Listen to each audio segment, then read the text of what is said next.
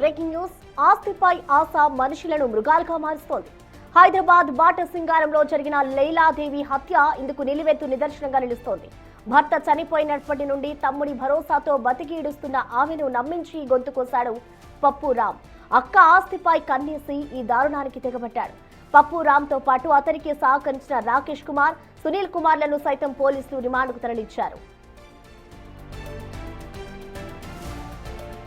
రాజస్థాన్లోని జోధ్పూర్ ప్రాంతానికి చెందిన లీలాదేవి కుటుంబం కొన్నేళ్ల క్రితం హైదరాబాద్కు వచ్చి ఎల్బీ నగర్ ప్రాంతంలో కిరాణా దుకాణం నిర్వహిస్తోంది. 2018లో లీలాదేవి భర్త మృతి చెందడంతో 2 పిల్లల బాధ్యత ఆమెపై పడింది. ఈ క్రమంలో ఆమెకు సోదరుడి వరుస అయ్యే పప్పురాం కుమావత్ అండగా నిలుస్తానంటూ ముందుకొచ్చాడు.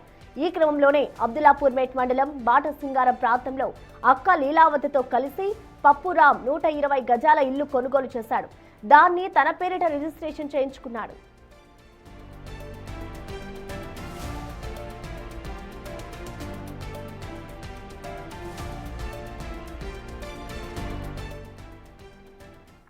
ఈ ఘటనకు సంబంధించిన మరింత సమాచారాన్ని మా ప్రతినిధి సుజాత మనకి లైవ్ లో అందుబాటులో ఉన్నారు. సుజాత, అసలు ఈ హత్యకి సంబంధించిన డీటెయిల్స్ ఏ విధంగా ఉన్నాయి? ప్రెసెంట్ నిందితుడు పోలీసుల అదుపులో ఉన్నారా? పోలీసు దర్యాప్తు ఏ విధంగా ఉంది?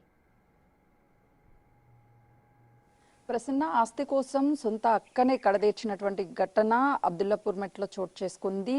ఇక్కడే ప్రస్తుతం నేనున్నటువంటి చెరువు వద్ద పప్పురాం తన అక్కని అత్యంత కిరాతకంగా ఇంట్లో హతమార్చిన తర్వాత 2 భాగాలుగా కట్ చేసి, అంటే కాళ్ళు చేతులు సంచిలో వేసి మొండెం భాగాన్ని ఇంకొక సంచిలో వేసి ఈ చెరువు దగ్గర, ఇది అబ్దుల్లాపూర్ మెట్కి సంబంధించినటువంటి పెద్ద చెరువు, ఈ చెరువు దగ్గరికి తీసుకొచ్చి చెరువులో మొండెం భాగాన్ని మొత్తం కూడా వేసేశాడు. ఎవరికి అనుమానం రాకుండా 28వ తారీఖు చేసినటువంటి ఘటన చాలా ఆలస్యంగా వెలుగులోకి వచ్చింది. అయితే ఈ చెరువులో పడేసిన తర్వాత కాళ్ళు చేతులు మాత్రము ఇక్కడ మీరు చూస్తున్నటువంటి ఈ ప్లేస్లో కాళ్ళు చేతులు పడేశారు. ఒకసారి విజువల్స్లో నేను చూపిస్తాను.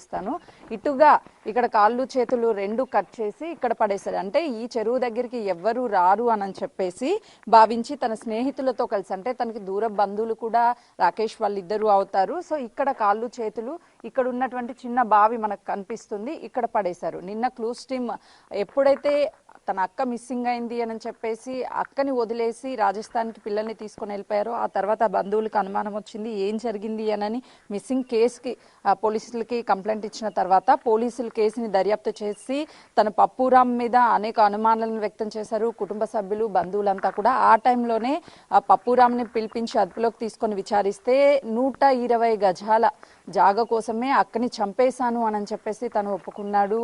పోలీసులు తనని అదుపులోకి తీసుకోవడంతో పాటు తనకి సహకరించినటువంటి 2 కూడా అదుపులోకి తీసుకొని నిన్న రిమాండ్కి పంపించారు. అంటే ఎంత దారుణం అంటే, అక్కని, సొంత అక్కని, పిల్లలు ఉన్నారు అనని, నేను చూస్తాను బావ చనిపోయిన తర్వాత అక్క కలిసి పని చేసుకుందాము అని చెప్పేసి నమ్మించి కేవలం ఆస్తి కోసమే తనని హతమార్చారు. అయితే నిన్న క్లూస్ టీమ్ అన్ని క్లూస్ టీము వివరాలను సేకరించింది, పోలీసులు వివరాలను సేకరించారు, క్లూస్ టీమ్ ఎవిడెన్స్ని కలెక్ట్ చేసింది.